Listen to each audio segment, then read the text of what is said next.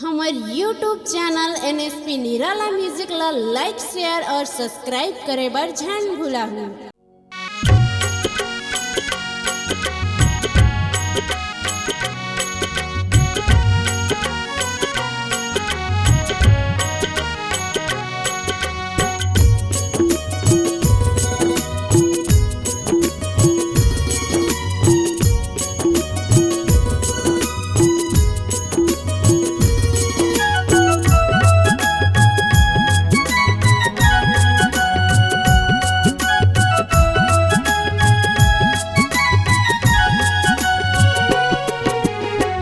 कलिमा सतनाम बन गे डोंगा गजिला तारे खातिर हो जिवला तारे खातिर चढ़ाओ भाई संत सुजान,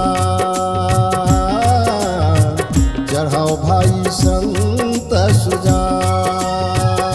कलिमा सतनाम बन गे डोंगा गजिला तारे खातिर हो जिवला तारे खातिर चढ़ा भाई संत सुजान, चढ़ा भाई संत सुजान।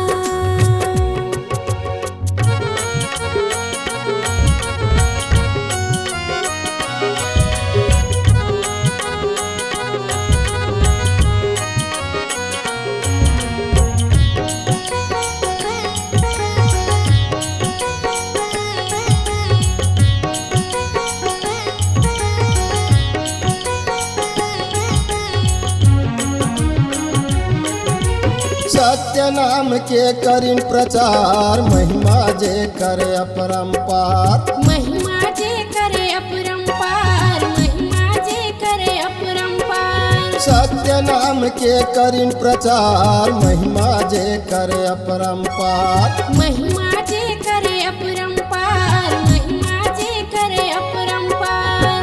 भूली गे है मुक्ति के द्वार गजिला तारे खातिर हो जिवला तारे खातिर चढ़ाओ भाई संत सुजान, चढ़ाओ भाई संत सुजान।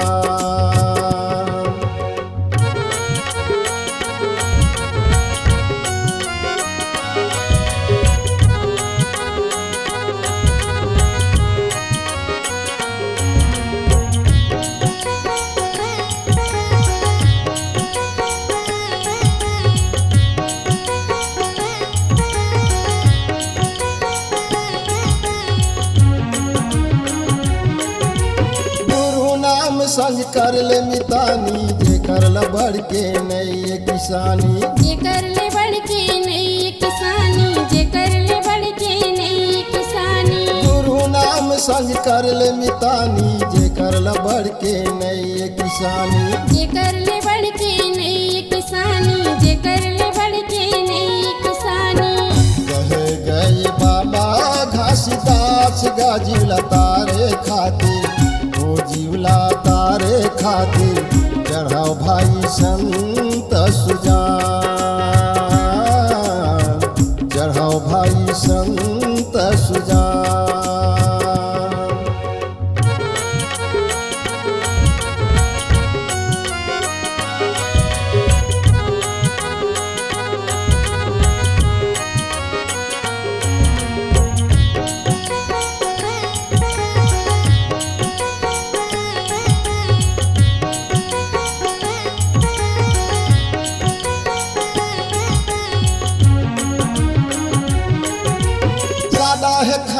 सादा है बानी बोली जे करे अति सुहानी, बोली जे करे अति सुहानी, बोली जे करे अति सुहानी। सादा है खानी सादा है बानी बोली जे करे अति सुहानी, बोली जे करे अति सुहानी, बोली जे करे अति सुहानी।